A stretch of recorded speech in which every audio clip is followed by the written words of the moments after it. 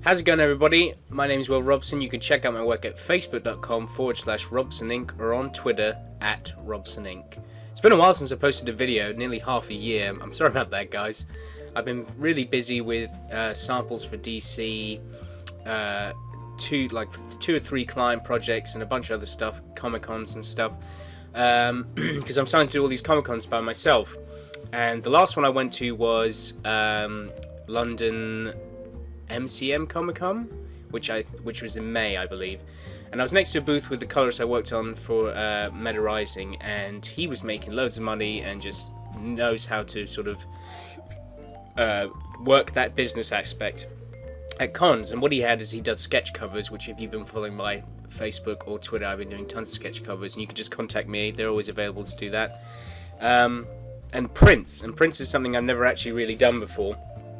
So I decided to do a print, and with a print you got to sort of come up with a fun idea of combining two things. That's why I found 2 or 3 things combination, something that people want to buy. Like, you can't just draw like Star-Lord like I'm doing right now. You have to do like what I'm doing right now, which is creating a pun, basically. So I'm a big Star Wars fan. I'm a big fan of Guardians of the Galaxy, and this is one of my favorite posters of all time, the classic Star Wars poster. So I decided to turn it, instead of Star Wars, into Star-Lord. Get it? So that's what I'm doing now. So this is also going to be a good video to show you how you should reference things. If you watch me throughout this video series, and it's going to be cut into, I think, 6 parts, because this whole thing took me about 16 hours to do. So I'm going to go through each character.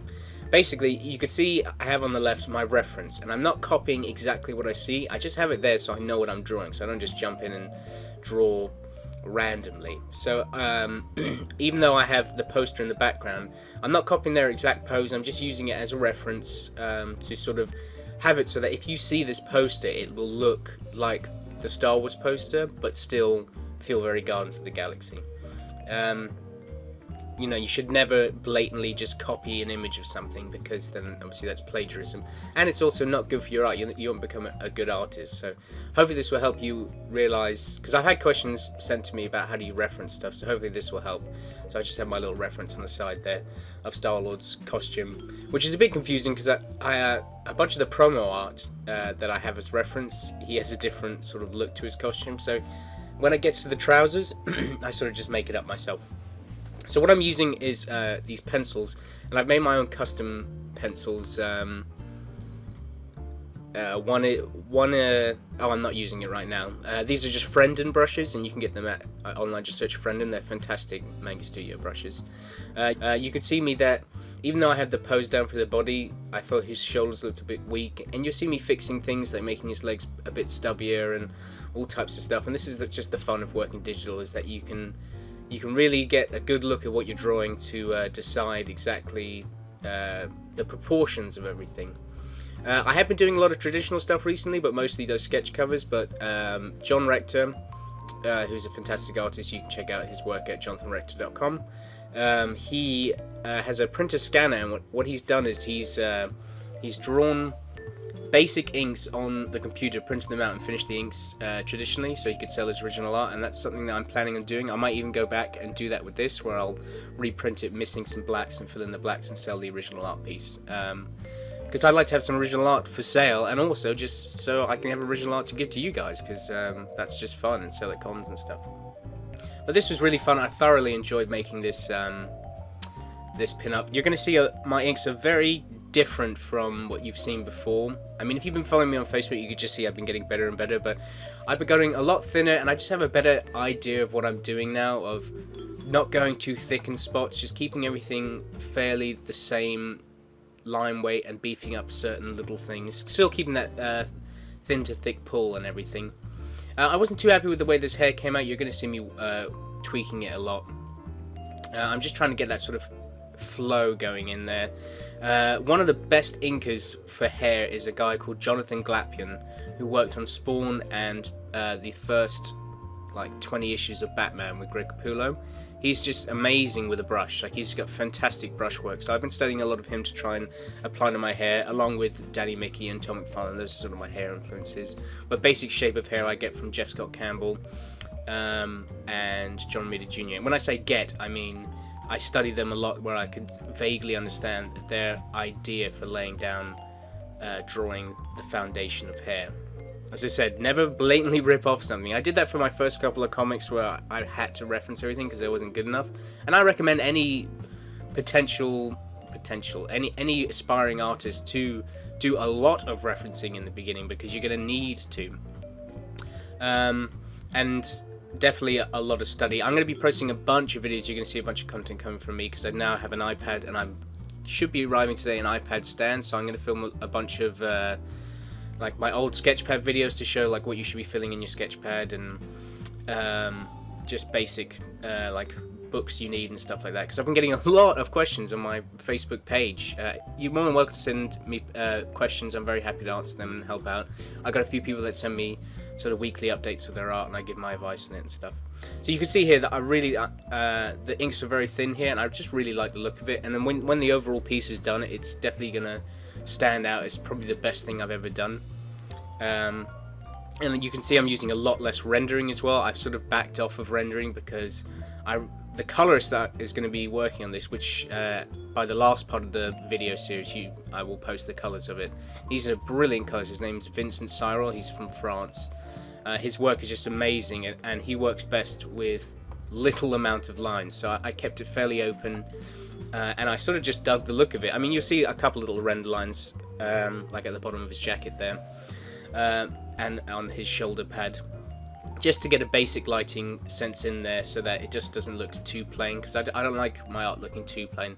That's why I love these thin to thick pulls and everything, because it just makes it sort of pop more. It's the thin to thick pulls is a very classic 90s sort of look for comics. It's like I'm using a nib for everything, and what I'm actually using is a Manga Studio 4 Brush 2, I think it's called, and I just like the dynamics of the thin to thick pull on that brush. So let's see, what am I doing here? With that gun there, I didn't like the way the gun was looking, and I used the classic Wallywood ideal of when in doubt, black it out, and it did actually work. So if you're like coloring something or rendering something, and you just don't like the way it looks, sometimes you can get away with just making it mostly black. Obviously don't do it too much on the page.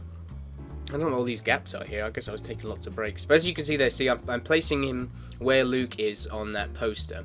And I'm going to have Rocket Raccoon as Han Solo and Gamora as Princess Leia. And you can see that the pose is actually different. And basically, I have that poster in the back there so I can have it looking really similar to the poster. Because what I want at the convention is people to see, like, look at the poster from afar and be like, oh, that's Star Wars? Wait, hang on, what is that? And get closer to see what it actually is. I thoroughly enjoyed the Guardians of the Galaxy film. I think it's the best Marvel film to date, even though I love the second Avengers and the first Avengers and second Captain America. I'm a big fan of space adventure, if you could see from my homemade character Jed. So basically, Guardians of the Galaxy was exactly what I want Jed to be. And a lot of people say I look like Star-Lord, like Chris Pratt, which I'm absolutely fine with. It's either that or Ed Sheeran, because I have red hair, but I'll take Chris Pratt any day over bloody Ed Sheeran. So here I'm coming in, I've been doing a lot of this sort of outline stuff as well, where I sort of get the basic outline of the drawing first and then fill it in, because then you can sort of see how thin you should be going on the interior, because you don't want too many thick lines inside of the shape of the body, otherwise your eye doesn't really know where to focus. So you can see all these lines are very thin, and just leaving it basically up to this colorist to really make it pop. And those little render lines on the arm there, just so, like, I would have really rendered that out and put like spot black under there, but I'm not a big fan of putting a lot of black into my work. Art Adams doesn't do a lot of black, Jessica Campbell doesn't do a lot of black, and neither do I, and Todd Knock as well.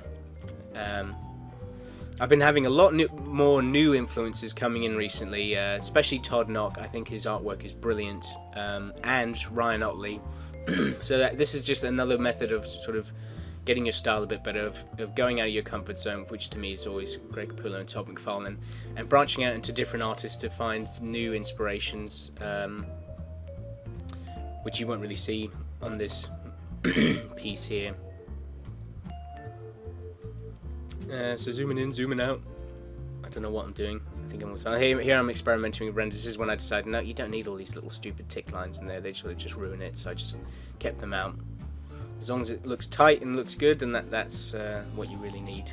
Sorry for all this zooming in and zooming out. I hope you're not feeling sick from this. I don't even know what I'm doing. I think I'm just trying to see the overall piece. So this took 3 hours to do. This was style that took the longest out of anybody. Everyone else took about an hour to 2 hours. And as I said, the whole piece I think took 16 to 18 hours or something. But as the series goes on, you're going to see this really digress into something amazing. It's certainly the best thing I've ever drawn, and I can't wait to show all of it to you guys. So thank you very much for watching the first part of this series. I'm sorry I've been gone for so long. But I am back now, and I'm going to have a ton of new content for you guys, and hopefully some interesting news, comic related soon. Okay, thanks for watching. You can check out my work at facebook.com/RobsonInc or on Twitter @RobsonInc. See ya!